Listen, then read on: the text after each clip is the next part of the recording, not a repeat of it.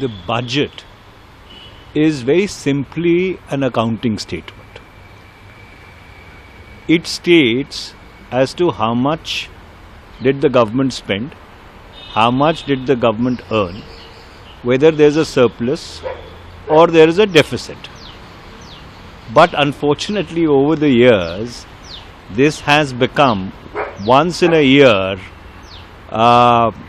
podium for the finance minister to grandstand and talk about everything from motherhood to apple pie.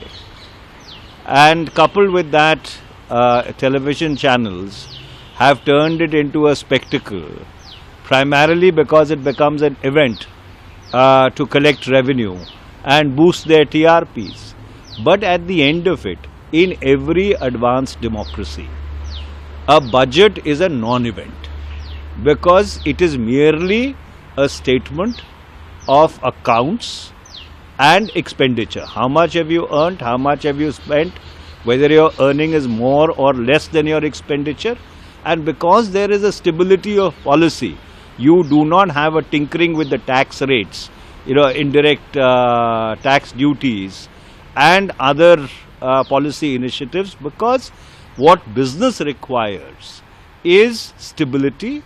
It requires a long-term perspective so that they can make their business projections and plan accordingly. But sir, you also said that it has become a ritual. You also talked about the presidential address, and you have pointed out the issue raised in the economic survey by the chief economic advisor also. So what do you have to say about that? Well, the chief economic advisor has been very prescient, if I may say, in the economic survey. He has categorically indicted the governance model of this government.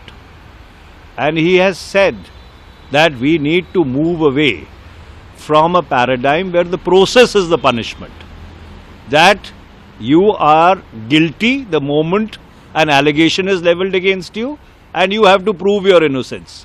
And this goes against the fundamental maxims of jurisprudence, which says that you are innocent until you have been proven guilty in a court of law.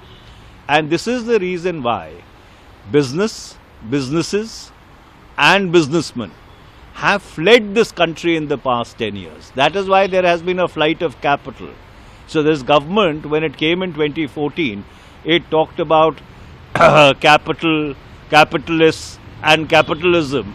And the irony is that those so-called capitalists, except one or two oligarchs, have fled the country because the process which the investigating agencies and the law enforcement agencies unleash on people, that itself becomes the punishment. And that is why people have moved abroad. So you are not expecting anything from the budget for the common man of our country?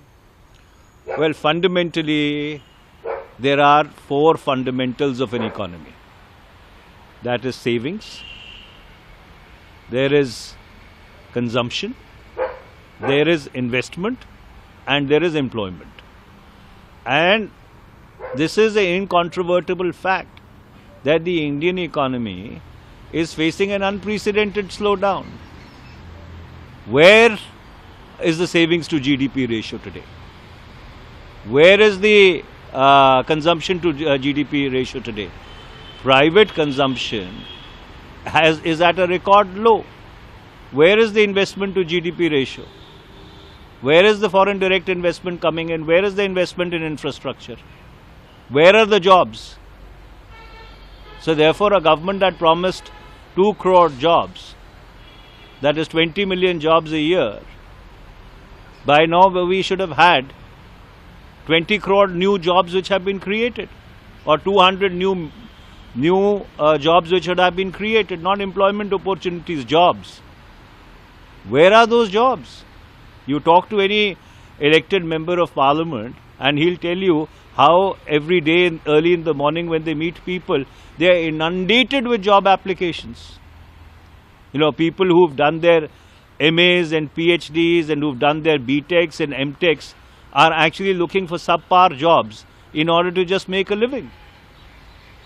So, Therefore, under those circumstances, you can grandstand once a year, because whatever commitments you make, they are not really checked by Parliament, unfortunately, against the outcomes of those commitments. There's a ritualistic outcome document which is given, which is more bureaucraties than anything else. So I think you need to take a hard look as where do we stand as an economy, and those opening paragraphs of the economic survey, para 10 to para 20, which deal with the Indian economic situation, I think are perhaps the most comprehensive, holistic indictment of the non-performance of this government on the economic front.